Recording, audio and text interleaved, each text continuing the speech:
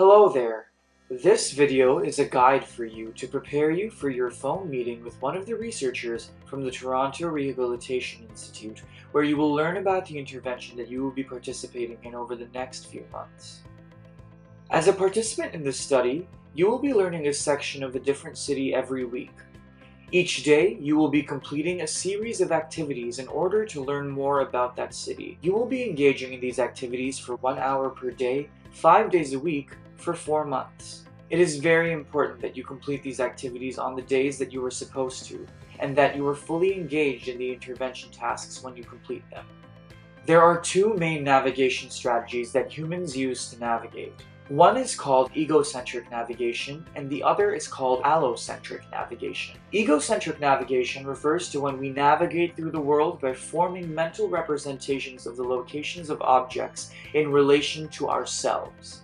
For instance, if you're in a room with a shelf and a chair, you would be using egocentric navigation if you mentally mapped the location of the shelf and the chair by using yourself as the main point of reference.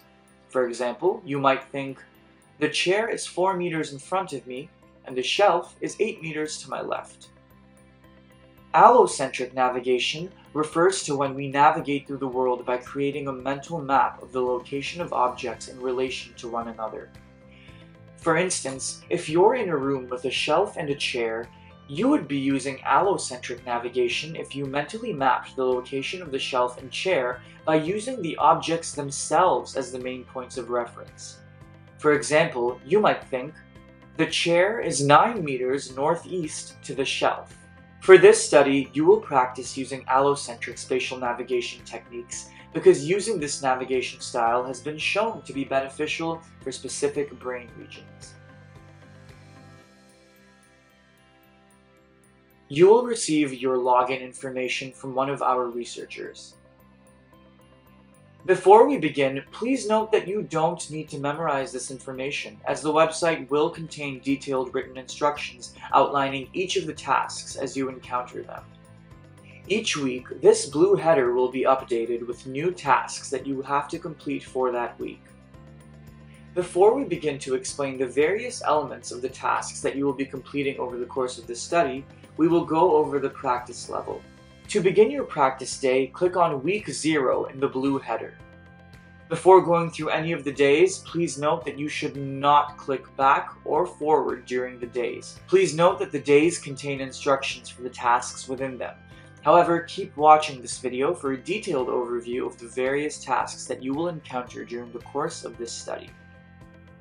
As mentioned earlier, you will be exploring a different city each week as part of your tasks. On day 1 of each week, you will watch a video about the city you will be exploring during that week.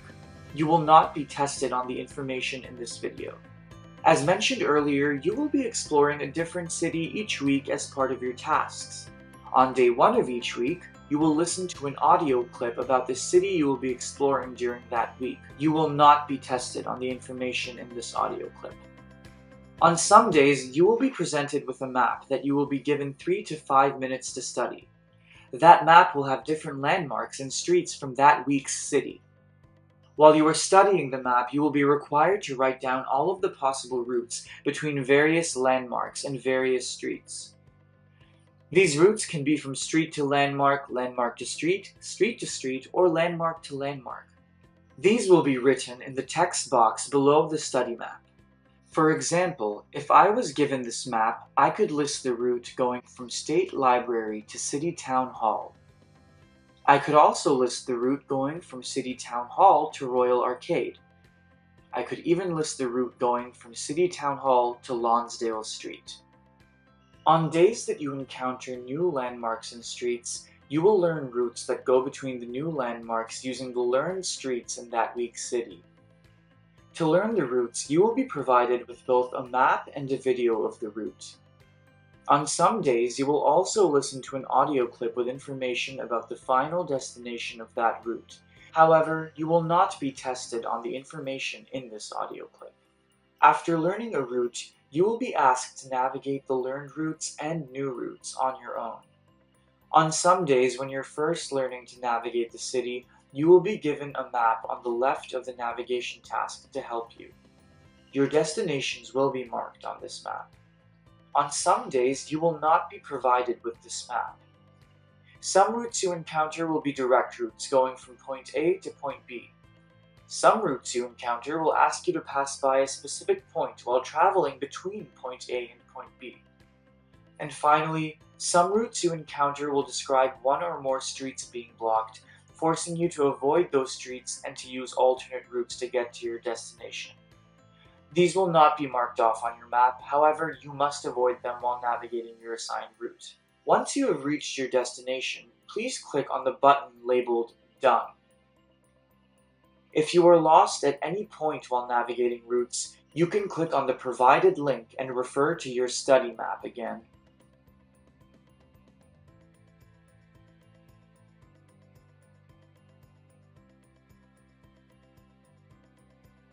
You can click and drag to change directions and double-click the direction in which you want to move forward. As you can see, the map on the left is tracking the direction you are traveling towards.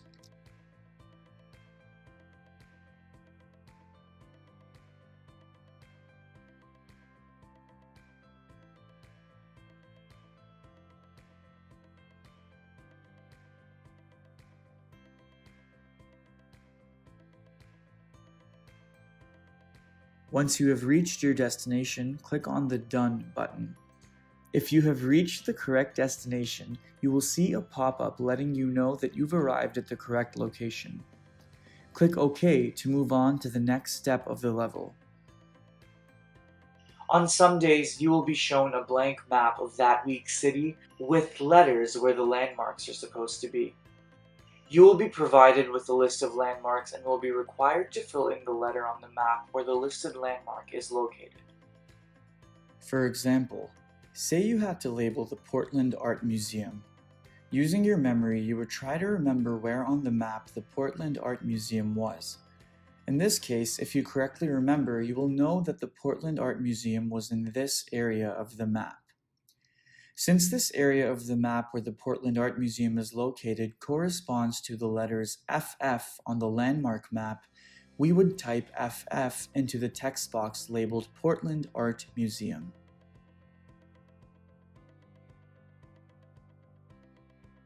On some days, you will be shown a blank map of that week's city with numbers where the street names are supposed to be. You will be provided with a list of street names and will be required to fill in the number on the map where the listed street is located. For example, say you had to label S.W. Taylor Street. Using your memory, you would try to remember where on the map S.W. Taylor Street was. In this case, if you correctly remember, you will know that S.W. Taylor Street was in this area of the map. Since this area of the map where S.W. Taylor Street is located corresponds to the number 4 on the street map, we would type 4 into the text box labeled S.W. Taylor Street.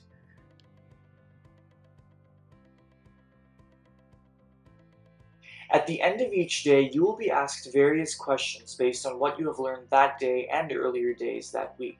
Some of these questions will be general questions about different streets and landmarks. With these type of questions, you may or may not be provided with a map above each question for you to use as a guide, depending on the day. You will also be asked about the orientation of landmarks or streets with respect to another landmark or street. You will be provided with a compass to do this. Let's use this question as an example. Facing Pioneer Square from the intersection between SW Main Street and SW 6th Avenue, which is the closest degree representing the direction of SW Clay Street?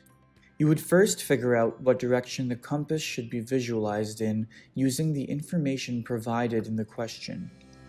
If we are at the intersection of SW Main Street and SW 6th Avenue, and we are facing Pioneer Square, we know that the 0-degree mark on the compass would be oriented towards Pioneer Square. Looking at the compass from this new perspective, we know that Clay Street would be approximately 180 degrees from the intersection between SW Main Street and SW 6th Avenue. Therefore, the answer would be 180. Similar to the other type of questions, you may or may not be provided with a map above each question for you to use as a guide depending on the day. However, you will always be provided with a compass for this type of question. At the end of each day, you will be asked to answer 3 online questions about how you are finding the activities. There will also be a section for you to enter any errors or glitches that happened on that day. However, note that on the final day of each week, you will be provided with more online questions to answer. Throughout this study, you will randomly see pop-ups that reward you with a certain amount of money that goes towards a coffee or tea card. You will also see pop-ups that provide you with verbal encouragement.